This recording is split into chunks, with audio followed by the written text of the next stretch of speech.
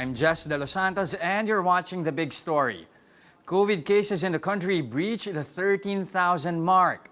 As of 4 p.m. on Wednesday, at least 200 more people contracted the SARS-like disease.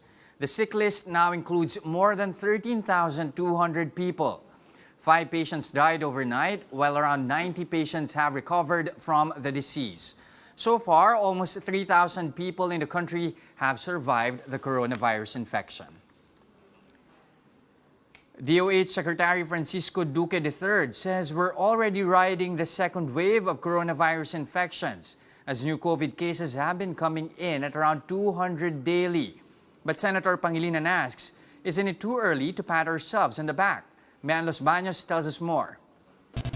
The Health Department is now preparing for a third wave of coronavirus infections. In around 4 months, COVID cases in the Philippines breached 13,000, the third highest in Southeast Asia behind Singapore and Indonesia. Nasa second wave tayo. Yung first wave natin, nag-umpisa, patay po ito sa mga atin, mga batikan epidemiologists, na ang first wave natin happened sometime in January. Noong nagkaroon po tayong 3 kaso ng mga Chinese nationals from Wuhan. Nalaman niyo po yun, ano? Nagkaroon po tayong 3 imported cases. Yun po ay kinikilalang first wave. Maliit lang na wave sana. Pero ngayon, as a second wave tayo at ginagawa po natin ng lahat para nga ma-flatten yung pandemic curve. But Senator Kiko Pangilinan grilled the Health Secretary on his statement. How can we say that we have already flattened the curve when we have not tested enough? Until we test enough, isolate enough, and treat enough. The health chief reasons out that based on their metrics, virus cases have already stabilized. Bumaba po yung kaso at nag-stabilize po yung new cases at about 250. At ang pangalawa pong metric na ginamit natin is the mortality doubling time. Pati po sa ating mga bilang ng mga mortalities, ito po ay bumaba na rin. So kasama po ito sa mga datos na ginamit natin para masabi po natin na nag-stabilize or nag-flatten ang curve. Duque further explained the country's first wave was just a short one. According to the epimetrics, our epidemiologist and data analytics expert, si Dr. John Wong, andyan ba si Dr. John Wong? Anyway, siya po yung nagsabi nung 2 weeks ago, meron po siyang press release na meron pong nung unang wave natin, maiksi lang and very, very shallow yung wave. And then ito na nga pong pasok ng March, nag-register po tayo ng mga patients 4, 5, and pataas. Ito po yung nagkaroon po tayo ng spike in the epidemic curve. During the discussion, coronavirus testing czar Vince Dizon revealed that there's a backlog of around 6,500 test results that have yet to be released. Pangilinan then asked Duque how can the DOH conclude that there's already a flattening of the curve when we're still waiting for the outcome of these tests. Kasing 6,500 backlog, ang bakit sa atin karanasan sa mga dumaan ng mga testing natin, mga 8 to 9% lang po rito ang positive.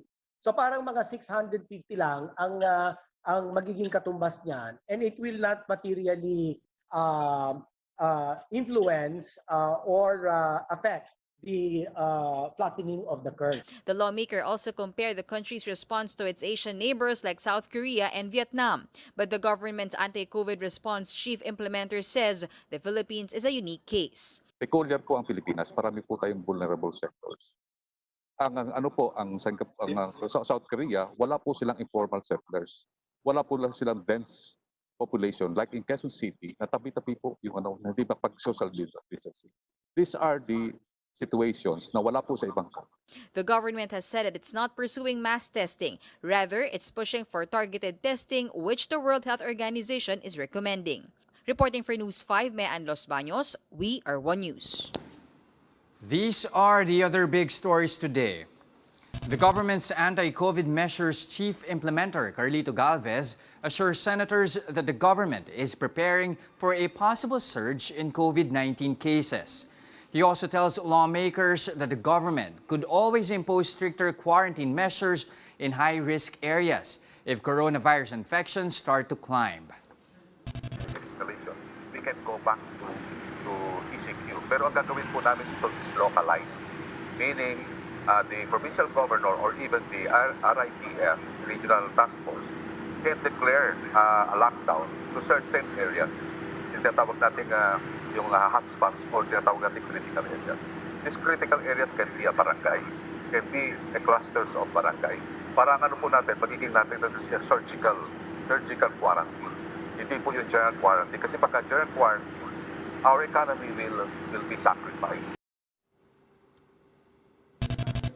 The Tourism Department is crafting new normal protocols for the industry, like regular disinfection of hotels, resorts, convention centers, and exhibit venues. The coronavirus crisis has also taken its toll on the country's tourism after governments implemented travel restrictions. The enforcement of travel restrictions and quarantine measures across the globe in response to the COVID-19 pandemic has immediate negative effects, not only on large-scale businesses, but more so on the tourism stakeholders. From the MSMEs, which comprise majority of the industry, these are travel agencies, small hotels and resorts, tour operators, tourist transport providers, tour guides, and restaurants. The World Travel and Tourism Council approximates that about 100 million jobs globally will be affected. And the health chief tells the public that the coronavirus will linger for quite some time, and it may take a little while before things really go back to normal as the world waits for a vaccine. Different biotech firms around the globe are racing to roll out a vaccine against COVID-19. Duque says one pharmaceutical in China is asking the Philippines if it wants to participate in its clinical trials. Meron na pong ulat sa atin ang China, ang Sinopharma, pinakamalaking pharmaceutical company ng China, ay nag-alok na isama tayo sa kanilang global clinical trial for their newly developed vaccine. Meron na po sila na-develop na vaccine pero ito po ay kinakailangan sumailalim sa mga clinical trials. The owner of Malabon Zoo is now appealing to the public for donations. He says funds are running low and he fears that with the prolonged shutdown, he won't be able to properly care for the animals. JC Cosico has the details. Malabon Zoo has been padlocked for more than 2 months now due to the COVID-19 pandemic. Parks and other tourist destinations are not allowed to open in areas under the community quarantine. Zoo owner Manny Tanco says this is the first time they closed their doors for a prolonged time since they began operation some 30 years ago. And without any visitor for months, his bills are racking up. He is now appealing for cash donations to help the animals. Yeah, with my savings and with borrowings, I can survive the first 2 months. But after that, funds are running out already. We anticipated po na the lockdown will be around 2 months only. Mali po ang anticipation ko. So now it's gonna be longer, especially po ang Malabon Zoo is probably sa park category 4 na miski na sa GCQ na tayo, we are supposed to remain close po and we will obey our president po. The zoo shelters around 600 animals, ranging from fish, snakes, lions, and deer. It's also home to Tiger Duterte and Justin Bieber. They eat a lot of food every day. And as you can see, all of them are healthy and strong and happy. Why support the animals po? No? Because 365 days a year po, the animals provide us with food, clothing, and shelter po, and medicines. The Malabon City LGU says the family of Mayor Lelen Oreta has been helping the zoo even before the start of the lockdown. Talagang tinutulungan ng mga Oreta yan. Mga Oreta, tinutulungan talaga yan. Tapos, siguro, ang panawagan natin sa mga kababayan natin na may mga mabubuting puso, kung pwede, di ba? Siguro naman, sa hirap na dinadanas ngayon ng Malabon Zoo dahil lockdown, sa dami ng inaalagaan, mga hayop doon, siguro naman may mga mabubuting, pag-uusap natin sa ating mga kababayang may mabubuting puso na kung pwede sana, ay mag-donate para dun sa pagpapakain sa mga hayop. The Department of Environment and Natural Resources said they are ready to assist public zoos. But for private ones like Malabon Zoo, they can only do so much, like the provision of veterinary services. Hindi maaaring maglabas kami ng pondo or anumang pambili ng mga pagkain ng kanilang mga animals dahil first of all, private nga sila. But if they are willing, pwede naman nilang isurrender kung talagang hirap sila. They can surrender it to our rescue center and we can take care of their animals naman para naman mapangalagaan natin yung buhay nito mga ito. To those who want to help the zoo, they can contact Malabon Zoo for details or may deposit straight to the zoo's bank account. For News 5, JC Cosico, We Are One News. We'll be back with more big stories after the break. Stay with us here on One News.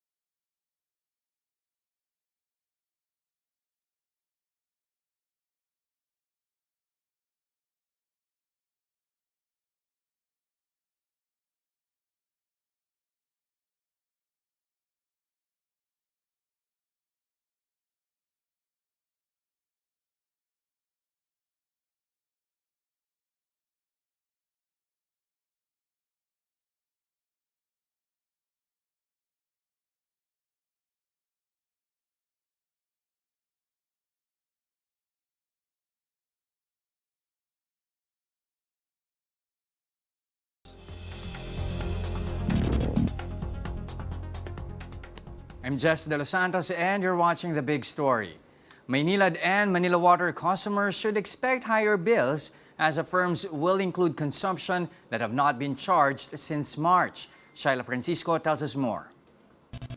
Ariel Kasim fears for his water bill this month. He admits that consumption in his household has gone up during the quarantine period and in the summer month. The water provider has not sent him the charges for March, April, and May. Kinakabahan kasi di ko alam kung saan ako kukuha ng pambayad. Isang bagsakan kasi kumbaga saan 3 buwan kagad ang dumating. Imbis na pwedeng monthly lang. Starting June, both Manila and Manila Water will resume meter readings and billing their consumers. But consumers should expect higher charges as these will already include unpaid usage since March. The MWS's regulatory office says non-lifeline customers or those consuming more than 10 cubic meters per month can pay up to July 31. While lifeline customers or those consuming up to 10 cubic meters and considered low-income households have until August 31 to pay their bills. Both Maynilad and Manila Water can only start disconnections for non-payment beginning August. The agency notes customers can ask for payment extension, but they can also pay ahead as both concessionaires can provide initial reading. Consumers may contact the water firms through their websites or inquire about their consumption by texting their account details to the two companies. Consumers are also given the option to pay in tranches. We encourage them to pay even before July 31 so that it will not be as heavy because they can pay it in 2 tranches. If you still can't afford to pay because let's say, for example, unfortunately you were unable to work until now and you're not earning and you are not in the lifeline account, you are not a lifeline customers, you can go to the business centers of Manila Water and Maynila, depending which concessionaire are you under, and ask for an extended payment term. The MWSS says they are coordinating with Maynilad and Manila Water to come up with other ways to ease the burden on consumers. We have instructed them to comment on our concern that there might be a bill shock this coming June. So we are waiting for that. Those are the simulations or projections that we are studying right now. how to make the bill more affordable to the consumers. Shaila Francisco, we are One News. National Task Force COVID-19 Chief Implementer Carlito Galvez fears that the metro is running out of quarantine facilities for arriving Filipino migrant workers. One OFW we have spoken to says he has been stuck at a hotel in Quezon City for more than 20 days now. Camille Samonte is back with this report. OFWs are required to undergo a 14-day quarantine period before they can go home to their families. But for Derek, that's not really the case. He has spent more than 20 days in quarantine at a hotel in Quezon City. He arrived in the Philippines last April 28 together with more than 90 repatriated OFWs from UAE. All of them underwent rapid tests and swab tests, but until now, they have yet to receive their test results. Pagdating po dito, hoping na after 14 days makita na natin sila, pero nakaka-disappoint po and sobrang hindi na po siya healthy sa amin mentally and emotionally kasi hindi po kami nabibigyan ng sagot kung kailan kami exactly makakauwi at makikita yung pamilya namin. Derek says up to now, they're still waiting for a hard copy of their medical certificate from the Bureau of Quarantine stating they've completed the mandatory 14-day quarantine period and that they're not carriers of the coronavirus. Derek and other OFWs are also worried about their finances because they're buying some of their own essential supplies. Naiintindihan po namin sila na lahat po hindi ready sa crisis na ito, pero ang suggestion po sana namin para mas ma-release po agad yung certificate, lahat po ng may email, pwede na lang po sana nilang i-send through email yung mga certificates and yung may mga pwede na po sana magpasundo dun sa LGU and sa sarili-sariling family, mas maigi po sana para mas makabawas sa kanila ng intindihin. The Overseas Workers Welfare Administration appealed for understanding since they are processing more than 1,000 returning OFWs every day. We really just have to be patient about the process. Yung BOQ certificate is the most important document. The results come from the Red Cross. It is the BOQ that validates the results. So rest assured, we are following up. OWA is now developing an online portal to speed up the process in acquiring the medical certificates of repatriated OFWs. During last night's Interagency Task Force meeting, National Task Force COVID-19 Chief Implementer Secretary Carlito Galvez Jr. warned that the expected arrival of 42,000 OFWs poses a big problem to the country's quarantine facilities. So, ma-overwhelm po yung ating mga hotels. Sa ngayon po, si General Rizana, kinausap niya po ang maritime industry, kasama po ang mga ibang agencies, at isinosolve na po natin yung ating problema sa OFWs. And he directed DOTR, he directed also OWA and also the Marina to immediately release all the OFWs that had been tested negative. So far, around 27,000 OFWs are quarantined in the metro, waiting for clearance to go home to their families. For News 5, Camille Samonte, we are One News.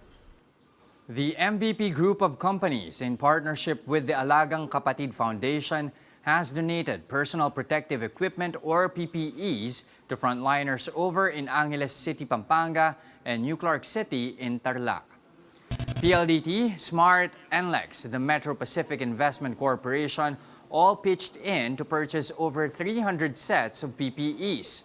The group likewise distributed 300 bags of groceries.